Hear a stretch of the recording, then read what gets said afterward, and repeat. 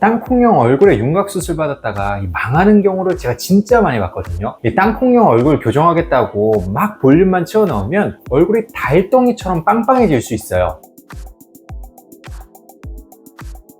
안녕하세요, 피부과 전문의 문정윤입니다. 자, 오늘은 한국인의 대다수가 갖고 있는 땅콩형 얼굴에 대해서 한번 이야기해 보려고 하는데요. 얼굴 라인이 울퉁불퉁한 땅콩형 얼굴은 이 나이가 들면서 피부의 꺼짐, 처짐이 심해지면서 점점 더 부각이 되죠. 오늘은 이러한 땅콩형 얼굴을 어떻게 개선할 수 있는지 자세히 알아보도록 하겠습니다. 바로 시작합니다.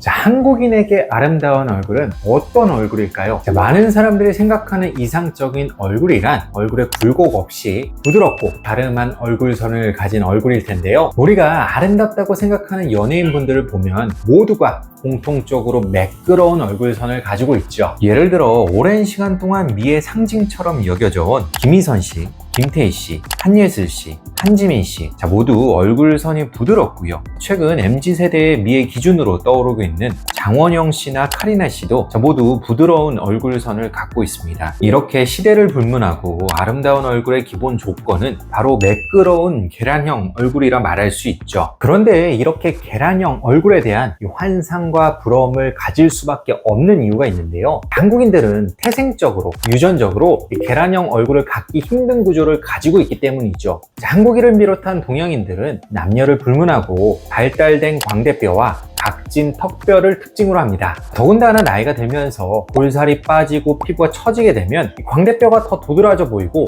턱 라인이 더 각져 보이는 현상이 더 심화되는데요. 심지어 젊었을 때는 계란형 얼굴이었다가도 노화가 되면 점점 땅콩형 얼굴로 변화할 수밖에 없는 것이 현실입니다. 그러다 보니 누구나 쉽게 가질 수 없는, 그리고 더 어려 보이는 얼굴형인 계란형 얼굴을 아름다움의 상징으로 여기게 되고 자연스럽게 그러한 얼굴이 되고자 하는 바람을 갖게 되는 것이죠. 저도 이 병원에 오시는 분들을 상담할 때 꼭 확인하는 요소 중 하나가 바로 땅콩형 얼굴을 갖고 있는지 여부를 확인하는 것인데요. 땅콩형 얼굴을 이 계란형 얼굴로 어떻게 자연스럽게 교정할 수 있는지가 리프팅 병원의 실력을 좌우하는 중요한 요소가 될 정도로 저 또한 아주 면밀하게 이 얼굴형을 분석하고 교정하기 위해서 많은 심혈을 기울이고 있습니다.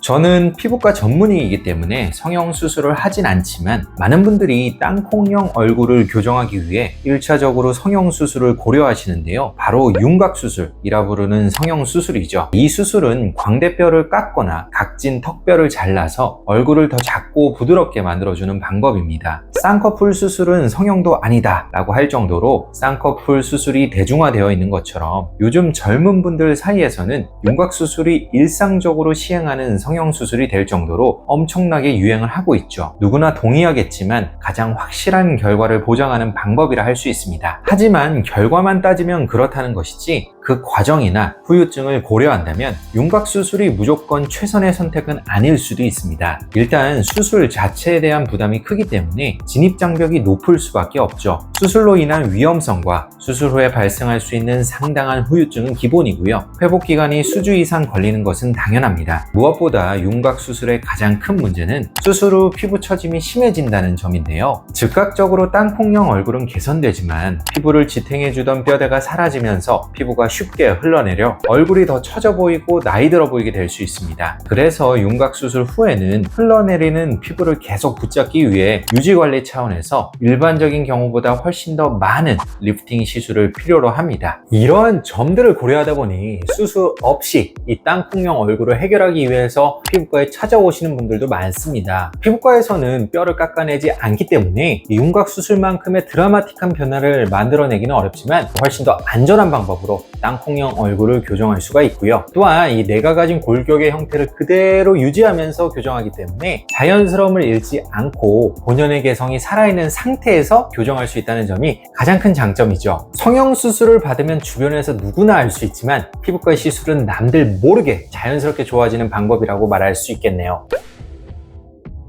이 땅콩형 얼굴을 교정하는 핵심은 간단합니다. 바로 이 튀어나온 부분은 줄여주고 꺼진 부분은 채워 올리는 것인데요. 이렇게 하면 얼굴의 굴곡이 부드러워지면서 땅콩형 얼굴이 계란형 얼굴로 변할 수 있죠. 땅콩형 얼굴에서 튀어나온 부분은 광대와 각진 턱인데요. 따라서 이 두 부위의 부피를 줄이는 것이 가장 중요합니다. 광대 부위를 보면 해부학적으로 뼈를 제외한다면 지방층이 가장 많은 두께를 차지하고 있는데요. 따라서 지방을 줄여줄 수 있는 울세라 같은 하이프 시술이나 인모드, 지방 분해 주사 등이 효과적일 수 있습니다. 저는 울세라를 시술할 때 광대 부위만큼은 아주 강하게 집중하여 쏘는 편인데요. 시술 중 통증도 심하고 붓기도 잘 생기고 한동안 욱신거리는 불편감이 생기지만 피부를 최대한 뼈에 달라붙인다는 느낌으로 시술하고 있습니다. 다만 울세라의 가장 큰 부작용인 볼페임에 항상 주의해야 하는데요. 광대와 그 아래 옆볼은 서로 연결된 부위이기 때문에 자칫 광대 부위를 벗어나서 시술을 하면 볼페임이 생기면서 땅콩형 얼굴이 악화될 수 있습니다. 따라서 광대 부위는 강하게 쏘되 정확하게 범위를 국한해서 샷수 또한 열 에너지가 주변으로 과도하게 확산되지 않을 정도로 정교하게 조절해서 시술해야 합니다. 인모드의 경우 개인적으로 광대를 줄여주는 목적으로는 선호하지 않는데요. 경험상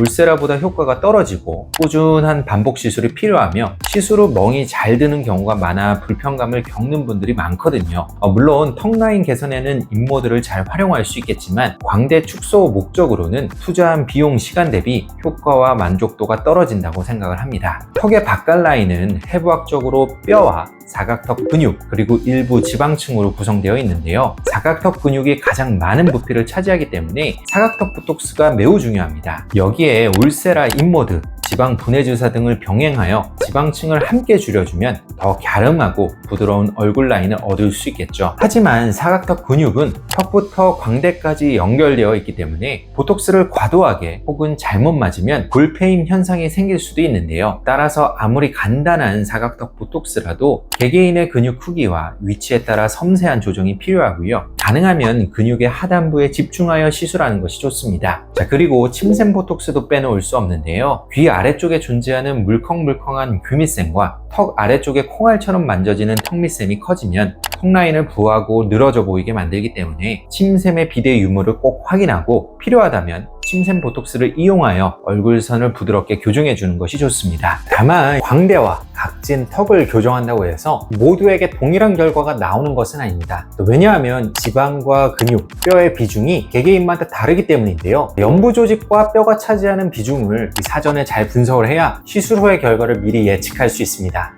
광대 부위를 손가락으로 이렇게 꼬집어 보면 두툼하게 잡히는 분도 있고 얇게 잡히는 분들도 있으실 텐데요. 두툼하게 잡힌다는 것은 연부 조직의 양이 많다는 뜻이므로 피부과 시술만으로도 광대가 많이 줄어들 수가 있고요. 반대로 얇게 잡힌다면 뼈가 튀어나와 있다는 뜻이기 때문에 윤곽 수술 없이는 교정에 한계가 있을 수 있습니다. 각진 턱도 마찬가지인데요. 이를 꽉 깨물었을 때 튀어나오는 사각턱 근육의 볼륨이 크다면 보톡스의 효과가 크겠지만 반대로 근육의 볼륨이 거의 없고 이 뼈가 만져진다면 보톡스로는 해결이 어렵습니다. 제 얼굴이 대표적인 예인데요. 사각턱 보톡스를 10년 넘게 맞았기 때문에 만져지는 근육은 거의 없고 현재 제 얼굴의 각진 느낌은 뼈 때문이라고 할 수 있겠죠. 만약 제가 얼굴을 더 갸름하게 만들고 싶다면 윤곽 수술이 꼭 필요합니다. 따라서 여러분도 이 집에서 광대를 꼬집어 보시거나 이를 꽉 깨물어서 얼마나 튀어나온지를 한번 확인해 보시고요. 두께가 많이 잡힐수록 이 연부 조직이 차지하는 비중이 크다는 뜻이기 때문에 이럴 때는 수술 없이 피부과 시술만으로도 땅콩형 얼굴 개선이 충분히 가능하다고 보시면 됩니다.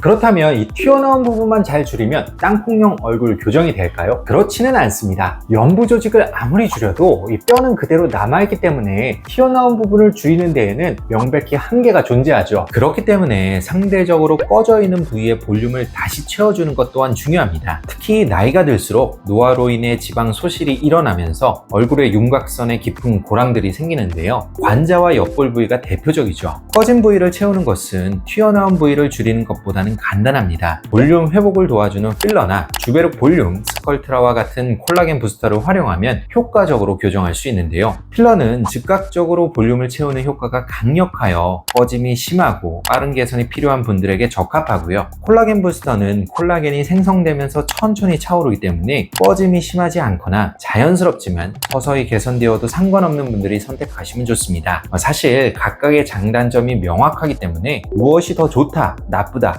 획일화된 결론을 내릴 수는 없는데요. 무엇을 선택하든 실력 있는 전문가가 시술을 하면 관자와 옆볼 꺼짐을 아주 만족스럽게 해결할 수 있죠. 두 가지 시술의 차이점과 주의사항에 대해서는 제가 이전에 올린 영상을 참고 부탁드립니다. 다만 볼륨을 채울 때는 이 시술 방법에 관계없이 과도한 볼륨 개선은 반드시 피해야 하는데요. 특히 광대가 많이 큰 분들이 얼굴 라인을 부드럽게 만들어야 한다는 생각에 광대 바깥선에 맞춰서 관자와 옆볼 볼륨을 채워버리면 얼굴이 전체적으로 둥글고 커 보일 수가 있겠죠. 자, 따라서 이 볼륨 개선의 목표를 얼굴의 가장 바깥 라인에 맞추기보다는 이 그늘져 보이거나 헤어 보이는 느낌만 살짝 없애는 정도로 교정하는 것이 훨씬 더 자연스럽고 이상적인 결과를 낼 수가 있습니다.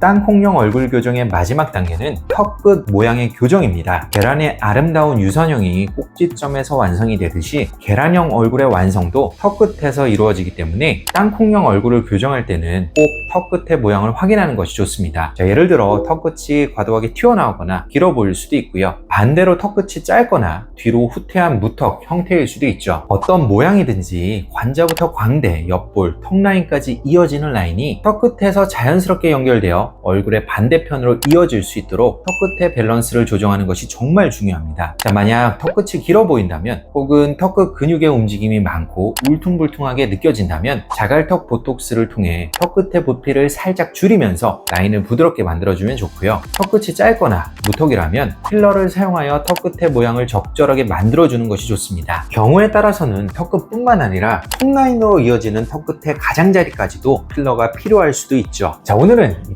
땅콩형 얼굴의 피부과적 교정에 대해서 자세하게 알아보았는데요. 딱 한마디로 정리한다면 땅콩형 얼굴의 교정 핵심은 바로 밸런스의 조정입니다. 튀어나온 부분을 적절히 줄여주고 꺼진 부분을 적절히 채워주면 이 땅콩형 얼굴을 아름다운 계란형 얼굴로 바꿀 수 있겠죠. 자, 구체적으로 어떤 방법이 나에게 적합하고 어떻게 시술하는 게 좋을지는 전문가의 의견을 듣고 결정하시는 것을 추천드리고 싶네요. 지금까지 피부왕 정인의 원장 문정임이었습니다. 감사합니다.